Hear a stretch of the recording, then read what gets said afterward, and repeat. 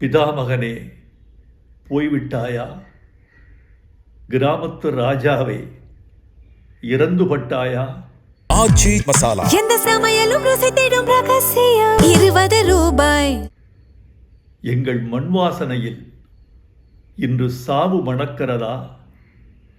அடைத்து கிடந்த திரையுலக கதவுகளை திறந்த வெளிக்கு திறந்து விட்டவனே, ஆகாயத்திற்கு அடுத்து அதிக நட்சத்திரங்களை அறிமுகம் செய்தவனே, என்னையும் சுயமரியாதையோடு சுடரொளி வீசச் செய்தவனே, உடன்பிறப்பே, இரத்தத்தின் இரத்தமே என்ற தலைவர்களின் மொழிக்கு இணையாக என் இனிய தமிழ் மக்களே என்ற இரத்தினச் சொற்களுக்கு முத்திரை சேர்த்தவனே, நீ மாயக்காரன்.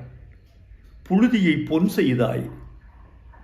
சினிமாவின் நிறம் வெள்ளையென்று இருந்ததை கருப்பென்று மாற்றிய கலையாளன் நீ.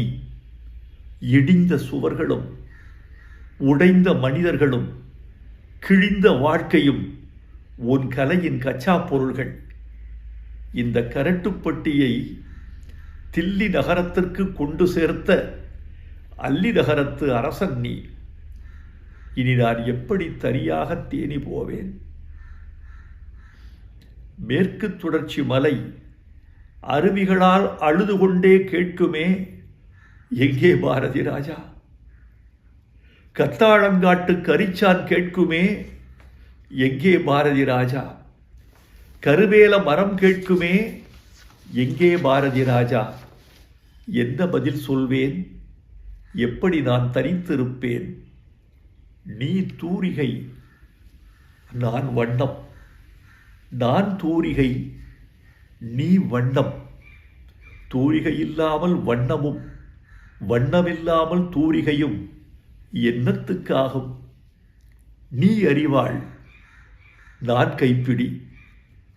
நான் அறிவாள், நீ கைப்பிடி. அறிவாள் இல்லாத கைப்பிடியும் கைப்பிடி இல்லாத அறிவாளும் என்னத்துக்காகும்? என்னை அழவிடு, என்னை அழவிடு. உடம்பின் உப்பெல்லாம் கண்ணீராய் கரையட்டும்.